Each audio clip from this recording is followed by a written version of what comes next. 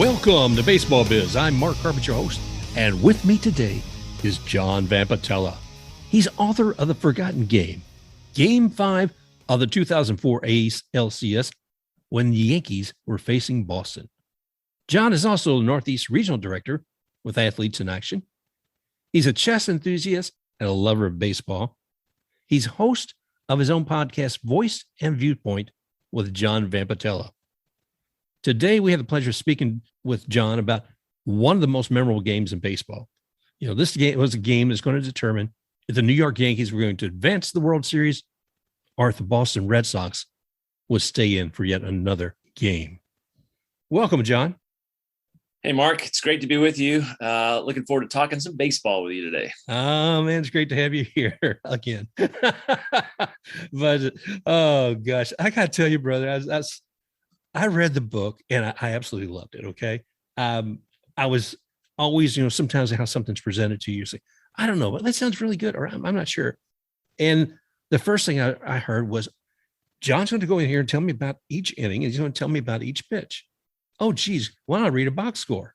But no, this was exciting stuff because when you walk the reader through this, every pitch becomes pivotal. And with it, there's a story. As we go through this, where I'm looking at it, and we're talking about everything from an acquisition of a player to a history of what they've done, whether it be Pedro Martinez or A-Rod or, Jeter, and some of the things that happened in their history to get to this game, to get through these teams. So I found it all very fascinating. And, you share some of their insights, some of their opinions. So thank you, man. I love it. How'd you get involved with this? Who said, John, baseball's the thing to look at? How did it come into your life? Well, I've been a baseball fan since I was a kid. I've loved the sport. My dad was a big baseball fan, a big Yankee fan, as it were. I was born on Long Island. My dad was the son of an Italian immigrant, and he was a Yankee fan growing up. But when I was 4, we moved to Maine. And of course, I hadn't paid any attention to baseball when I was 2 and 3. So by the time I came of age to start liking baseball, I was in Red Sox country. And as a kid, this is back in the 70s and early 80s. I couldn't really get a national sense of baseball because we didn't have ESPN back then, and there was no easy way to follow national sports. So everything was regional. But even today, in many respects, baseball is still a regional sport. But I would only be able to listen to Red Sox games on the radio. So I would fall asleep at night listening to Red Sox games. And then in the morning, when I would get up and I'd read the paper, of course, the major stories were about the Red Sox, not the Yankees. And so even though my dad was pulling me in the direction of the Yankees, kind of my environment and my friends and everything around me was pulling in the Red Sox direction. So I became a Red Sox fan. My first experience at a ballpark was Fenway when I was a kid. And I remember that game like it was yesterday. And Mark, you know what it's like going into a ballpark for the first time, especially as a kid, right? It's an incredible moment. You come out of the tunnel from underneath the stadium and you see for the first time the stands. You see the green grass, and we're not talking like a high school field. We're talking like a major league ballpark, right, where everything's manicured perfectly, and the brown dirt and the crisp white lines and the ball players warming up, and I see the green monster there. And it's honestly, I felt like this place is like a cathedral. It was hard not to fall in love right away. And I remember that game, they beat the Seattle Mariners 10-5 that day. And George Scott, does that name ring a bell with you? Oh yeah. Boomer, George Scott hit a grand slam. We were sitting in the left field seats. You couldn't sit. They didn't have monster seats. So it was down the left field line, and his home run sailed right past us. And, it was incredible, right? So that's how I became a Red Sox fan. And I did not know the pain I would endure over the next several decades being a Red Sox fan, and all the ways they would torment my soul, right? Even though, generations had experienced that being a Red Sox fan. But my dad and I always had this relationship. And so when this game took place, when this series took place in 2004, and then they won the World Series, obviously you knew it was magical, right? It was the culmination of everything that Red Sox fans had hoped for 86 years. Like, think about that. Like, people had lived, were born, had lived entire, like, long lives, and had died never having seen the Red Sox win the World Series. And so when they finally won it, I remember my wife said to me, she said, is it what you thought it would be? And I kind of looked at her and I was like, yeah, it really is as good as I thought it would be. Like, the wait is over. But at that point, I was, I wasn't 80. I'm still not 80 years old. So I don't know what it's like to have lived that long without experiencing it. So I think about all the Red Sox fans who finally got to experience a World Series title after decades and decades of following them. So 2004 obviously holds a special place in my heart as a Red Sox fan. And it was a pretty important moment in baseball history. This particular game was, I think, the best game of the entire series. And I think at the same time, it's the game that even Red Sox fans have forgotten a lot about. So that's why I wanted to write about it, being a big baseball fan. And I just thought it's a good baseball story. It's an even better Red Sox baseball story.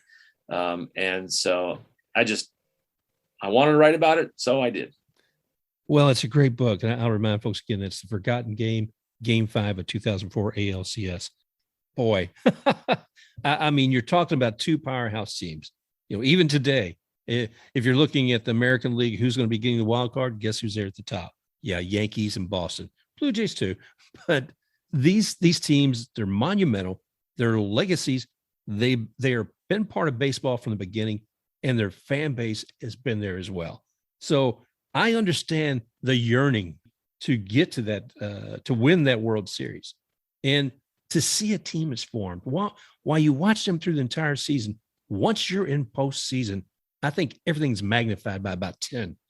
And you don't know what's going to happen. In this particular series, the Red Sox lost the first 3 games. Who comes back from that? Who comes back from it? Well, you guys did.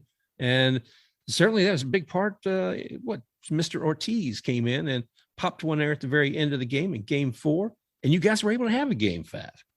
But we were talking once before about the length of these games. I think the Game 4 was approximately about 5 hours long. And what was that, about 13 innings or 12 innings? I can't remember. 12 innings. 12 innings, yeah. 12 innings. And then you're going to Game 5. It's 14 innings. The manpower that it takes to last that long through a game. For one thing, what about the catchers? You think about these guys on their knees the whole time. You think about what's called the third team, the umpires. And by the way, Joe West was there. I forget, Joe West and one of the other another umpire. Cumulatively had 50 years as umpires out there. I thought, wow. That's 2004, and Joe West is still with us. Yep, he's a legend in many ways. Yep, for sure. Oh, brother.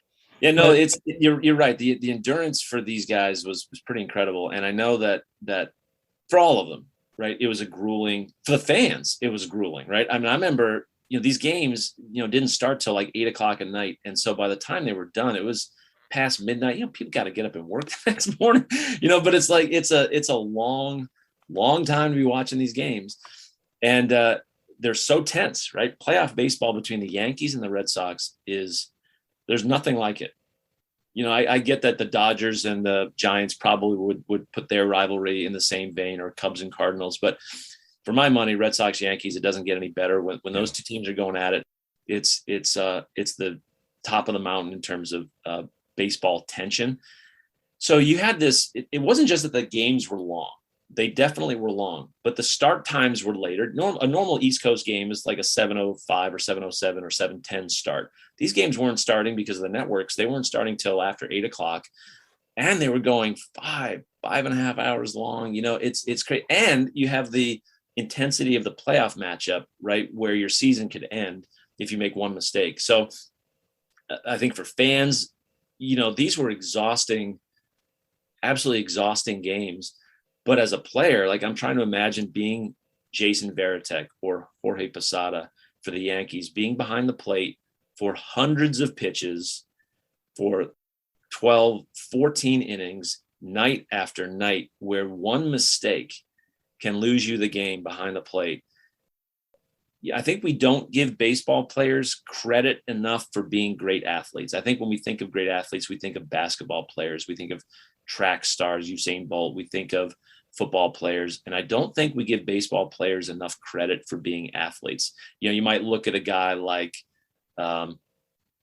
Cecil Fielder, and say, oh, that guy's not really an athlete, or Prince Fielder's son, and I think these are big guys who look like they should be in a slow pitch softball league, but even they have to endure like a long season. They've got to do athletic things.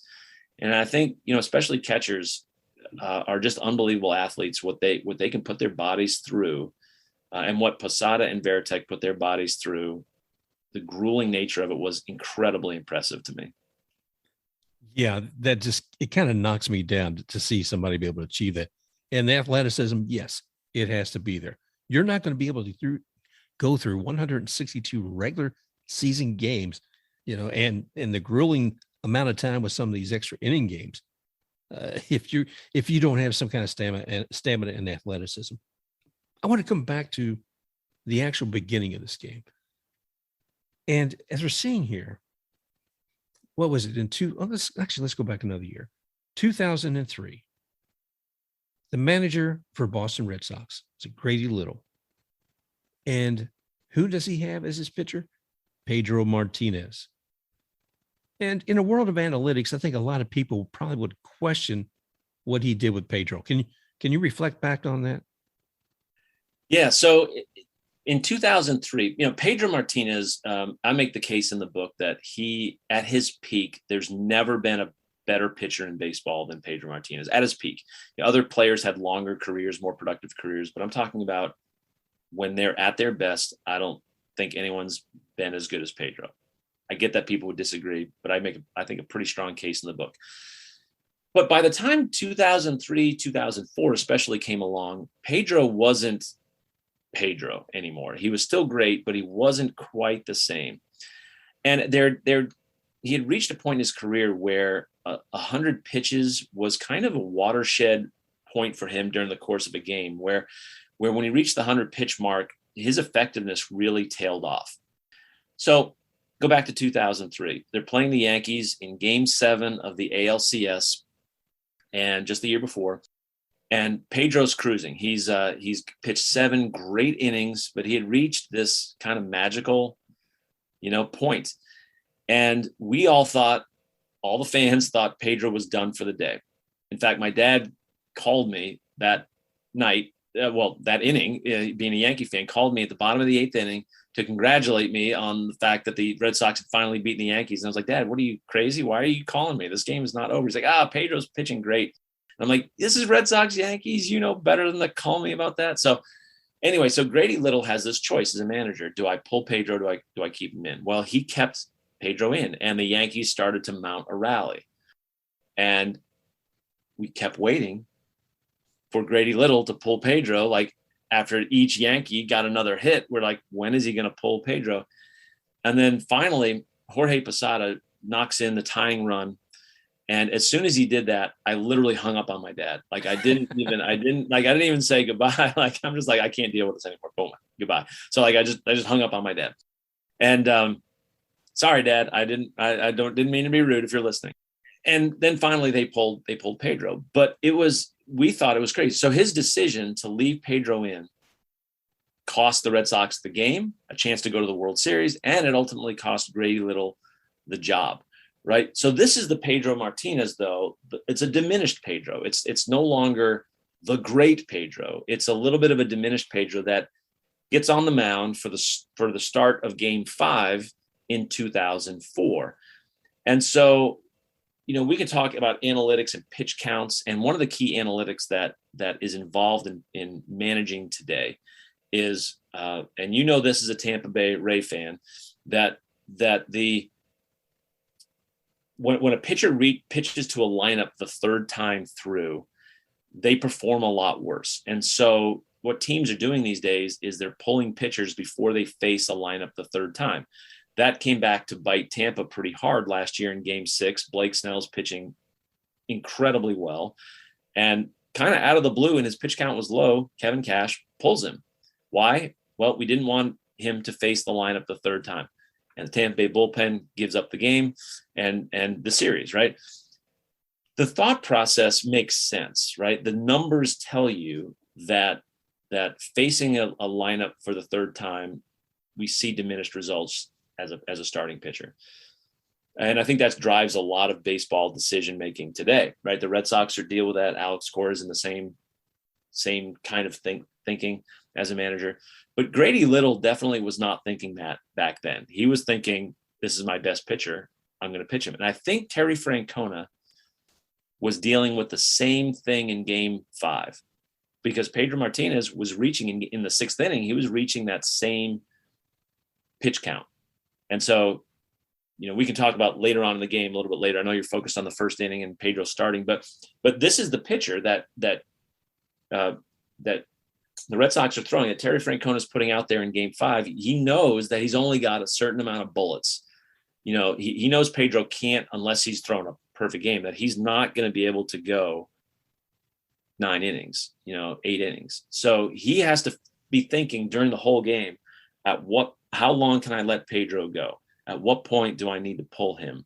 Or can he give me a little more? So these are all the things that I'm sure were going through Francona's mind as Game 5 started, especially given that he had a tired bullpen from the previous 2 games. So, baseball managing is so fascinating. And what I love about baseball, I think, is that because the game's a slow game, you have time in between, batters to analyze and to think this stuff out along with the manager, which is probably one reason why baseball managers get so second guessed all the time, Well, yeah. And I was a little surprised thinking about Francona, because he was in an age of when analytics were starting to evolve. And I think he had a little bit more of a mindset of that than Little did. I think maybe that was one of the reasons the Red Sox brought him in. But he still stayed, I think, with his gut. And, you talked about the Rays and don't think that was necessarily the case.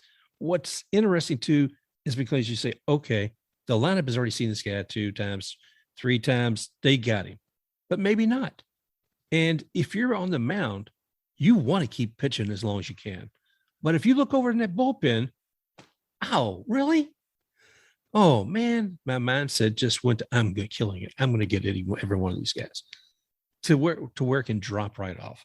So there's a lot to be said to having faith in your player. And I sometimes see a pitching coach go out and talk to the pitcher, and he's like, okay, I'm actually doing this so we can get a guy over the bullpen while you're not looking. I don't know. Yeah. No, that definitely happens. And one of the things too is don't forget this. If you look at just take the Red Sox bullpen in 2004. Yeah, they had 2 guys who could throw 94 miles an hour. And that was Mike Timlin and Alan Embry.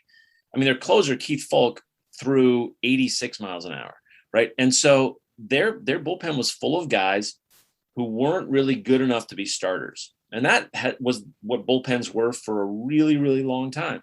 They'd gotten into some specialization with the left-handed only guys and the closers, but still, the Red Sox had 2 guys who threw 94 miles an hour in the bullpen. You look at Tampa's bullpen today, right? They got probably 8 guys in the bullpen, and I bet every single one of them throws 97 or better, right? Every single one of them. And so bullpens now are real weapons. So it's much more tempting to say, hey, if my starter only goes 5, no big deal. I can just trot out an endless parade of guys who are dominators. Yeah. Back then that wasn't the case, right? Back then, a good bullpen probably had like 3 guys that you could say, these are the guys that I can rely on, but the rest, I don't know. And so it was much more dangerous to go to the bullpen back then. And so I think analytics have changed things, but the nature of pitchers has changed things too. Well, and sometimes you see a pitcher as they get a little older. I mean, just like Pedro, maybe they have to get a little smarter and a little better control. And I think managers recognize that. But as long as we're talking about pitchers, let's talk about who came in on the 13th inning of the game, Mr. Wakefield. And this guy, he throws magic at the, from the mound to the plate. He's got a knuckleball that not only can the batter's not find, but the catcher has a hard time too. And where he had a catcher who had worked really well with him, Mirabelli, I believe. Now, the guy who's been in here for 12 innings, Varitek, we're going to keep him in there instead of bringing in Mirabelli, who's really worked well on catching these knuckleballs. Because Varitek, I think 3-4 balls passed by him. He said that trying to catch a knuckleball was like trying to catch a fly with chopsticks. So, yeah. Woof. I'm glad you put that in there, by the way, in the book. That was great. Yeah. Catching the knuckleball is not easy, for sure. But were you surprised when you think back to that they didn't bring Mirabelli in? Well, it's definitely one of those questions, right? It ended up working out for the Red Sox. So whatever works out is fine. You know how baseball goes. Whatever decision you make, if it works, it's the right one. If it doesn't work, it's the wrong one. That was a really interesting situation. The knuckleball is an incredibly hard pitch to throw. You're trying to generate a pitch with no spin. I know today's analytics talk about spin rate and everything, but that pitch you're trying to throw with literally no spin at all, and that makes it move a ton in unpredictable ways, right? So the unpredictability in its movement is what makes it hard to hit. So as a batter, you see the greatest hitters in the world looking silly against a good knuckleball. But the problem is it's also really hard to catch. And so there aren't many knuckleballers out there today because it's a really hard pitch to throw and master. But when there are knuckleball pitchers, usually they will have a special catcher just for that pitcher because catching it is so hard that you need one guy who's dedicated to learning the art of catching the knuckleball. I think it was Bob Uecker who once said that the best way to deal with a knuckleball is just let it go past you, up and go pick it up from the backstop. Like that's basically how he would handle it. And so, that's what Varitek was facing. Wakefield came in actually in the 12th inning, and he had a pretty seamless 12th inning. And so out for the 13th, Wakefield came, and then the knuckleball started going haywire, right? And he even started the inning with a strikeout plus I guess it was a pass ball, wild pitch that allowed the runner Ruben Sierra to get on first base, and that started the Yankee rally that inning. And if you're not Grady Little, if you're Terry Francona, you're thinking to yourself, do I bring in Doug Mirabelli, right, who has a better chance of catching him successfully, or do I keep Varitek in the game? And I don't know the entire calculus that Francona was working with, but I'm of the belief that he kept Varitek in because Varitek was a much better hitter. And in that particular point in the game, they needed his bat to try to win it in the bottom of the inning. And so he was willing to live with really crazy possibilities with Varitek behind the plate. And he did allow three pitches to go by him for pass balls. And he allowed several others to get by him. They just didn't get by him far enough for runners to advance. So it could have easily been 6 pass balls in that inning.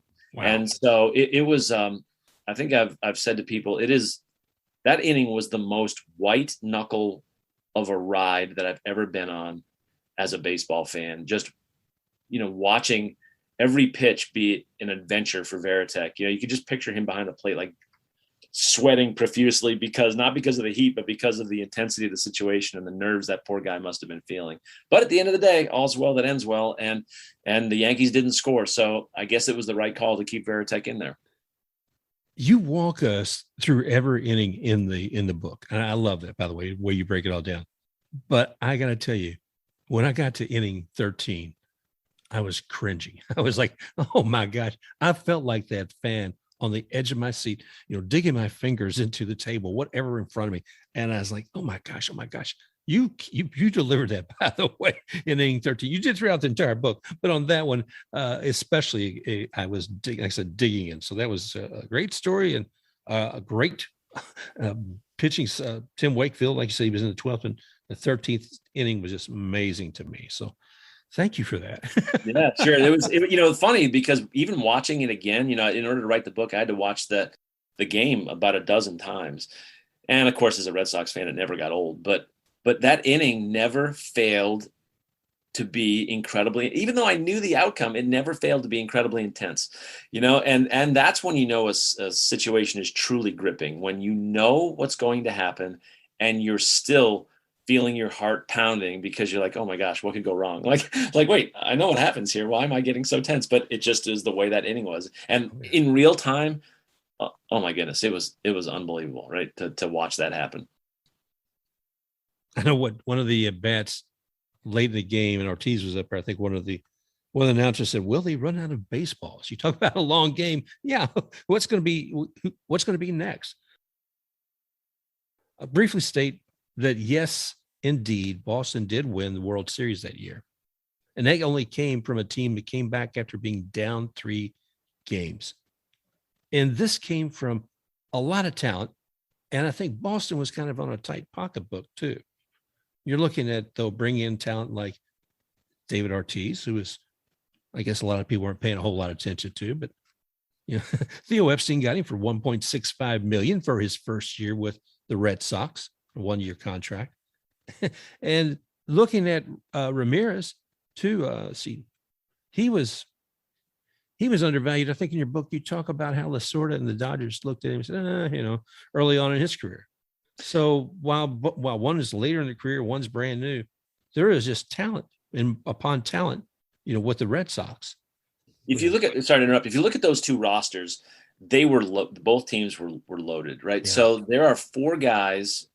All right. So trivia question for you. There are 4 guys who played in that game that are in the Baseball Hall of Fame. Can you name all 4?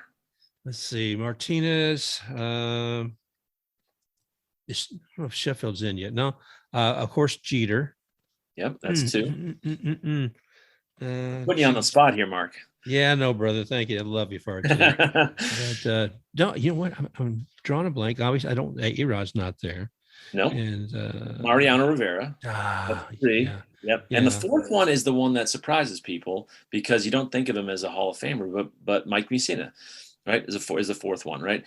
But think about the guys in that game who are not in the Hall of Fame. Now, some will never be, and some might someday be, but you're talking about Gary Sheffield, Alex Rodriguez, Manny Ramirez, Curt Schilling. Like, these are great all-time players who some of them aren't going to sniff the Hall of Fame for various reasons, right? And the biggest reason, I think, for all of those guys that I listed is the steroid issue. But still, they were still great players, right? Yeah. And so those teams were just incredibly loaded with top end elite talent. So it was Frazier Ali. It was 2 heavyweights like at their peak. Don't forget the Yankees had just come off, a World Series appearance in 2003, and they had won 4 recent World Series. So they were still a juggernaut. And, it was like 2 Titans going at it. It was the height of, I don't know. I know I'm biased, but it was the height of baseball to see these 2 teams go at it for 2 years in a row. It's hard to get better than that. I think we're in a very good time right now in baseball to be able to watch some very talented players. But during this time, I think this was critical and a pivotal point for players overall, and certainly between the Yankees and Boston Red Sox. If I look today, it's really easy to say, okay, who are they? If I look across the hallway and say, oh, yeah, Shohei Ohtani. But if you come back in a little closer, say, well, who do we have? Garrett Cole, Yankees. Okay, it's easy enough. And if I look to the Red Sox, am I going to go to Chris Sale or am I going to go with somebody else?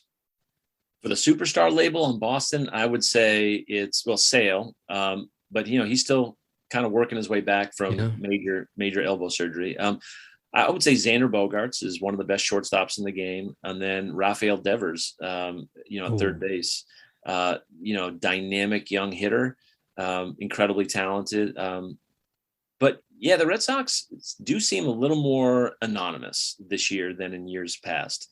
Red Sox fans would certainly know but when you have Kike Hernandez leading the way and you've got Bobby Dahlbeck is a name that most baseball fans don't even know about. He's been incredible the last month and a half for Boston. And he's essentially a rookie that didn't have a great pedigree. He wasn't like somebody that was on Baseball America's top, 100 prospects to watch. Right. So they've really, and if you look at their bullpen, they've got a lot of no-name guys in the bullpen. When I say no name, that doesn't diminish their importance or their value. It's just that people haven't really heard of these guys. So this isn't a typical Red Sox team, at least compared to some of the teams that have won in the past. But I agree with you. We are in a great time. There's so much wonderful baseball talent out there. And it's fun as a baseball fan to see some of these guys. The Blue Jays, I don't like them because they're rivals in our division, but they have some incredible young talent that you can't help but enjoy watching play the game. It's difficult. I was watching last night playing the Rays, and it's like, oh my gosh, it's great to see the talent, but do that somewhere else. Right. Go to San Diego. That would be great. Right. Yeah. No, our teams. I mean, the AL East is brutally tough. And I wouldn't mind it if you guys knocked off Toronto a couple of times this week. That would be helpful for the Red Sox. But it's really fun. Really fun to see baseball back with fans in the stands and to see the energy and to see the young talent. It's a good time to be a baseball fan, in my view. Not that there's ever been a bad time, but it's especially good. Watching guys like Ohtani play is just what some of these guys are doing is mind-boggling, and it's really, really fun. Well, I tell you, John, like I said, I'm loving it now. I think most baseball fans are. And while we've been talking a little bit about what's going on today, I want to remind folks that they should look to the past. You can't understand the future and the strategy you need to deploy sometimes without looking to the past. And your book, The Forgotten Game, Game 5, the 2004 American League Championship Series for Yankees at Red Sox, is a fantastic book. I enjoyed every page of it, and I think anybody else who gets the opportunity to read it will. Also, they can find your podcast as well. What else? Where else can they find your book? I mean, obviously, like Amazon and such. Is it? Yep, you can find it on Amazon, or you can go to my webpage, johnvampatella.com. My name is spelled just like it sounds, Vampatella. So johnvampatella.com, and you can look for it there and see what other projects we've been working on. So it's it was a blast to write. It's hard, as a baseball fan, I could talk baseball all day.